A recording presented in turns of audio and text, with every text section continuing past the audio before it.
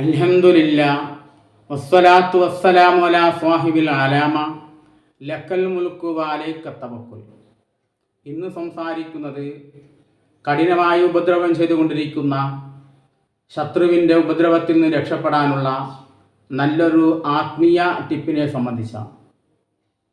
അവാരിഫുൽ മആരിഫ് എന്ന ഗ്രന്ഥത്തിൻ്റെ രചയിതാവായ ഇമാം സുഹ്റവർദി റഹ്മത്തുള്ളാഹി അലൈഹിയാണ് ഈ കർമ്മത്തെ നമുക്ക് പരിചയപ്പെടുത്തി തരുന്നത്. ഇമാം സുഹ്റവർദി റഹ്മത്തുള്ളാഹി അലൈഹി പറയുന്നു, വമനുബുത്തുലിയാബി ആദുബിൻ ഖറൈസ്മല്ലാഹിയ മുതആലി മിഅത്തൻ വവാഹിദത മറാത്തിൻ സബഅത അയ്യാമിൻ മുതവാലിയത്ത്.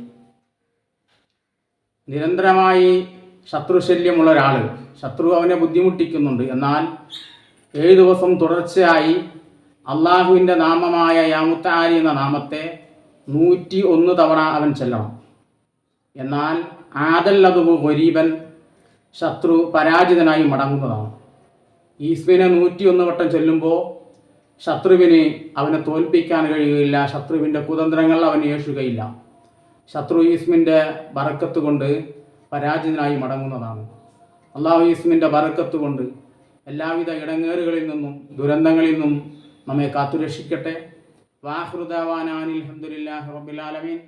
അസ്സലാമു അലൈക്കും വറഹ്മത്തുള്ളാഹി തആല വബറകാതുഹു.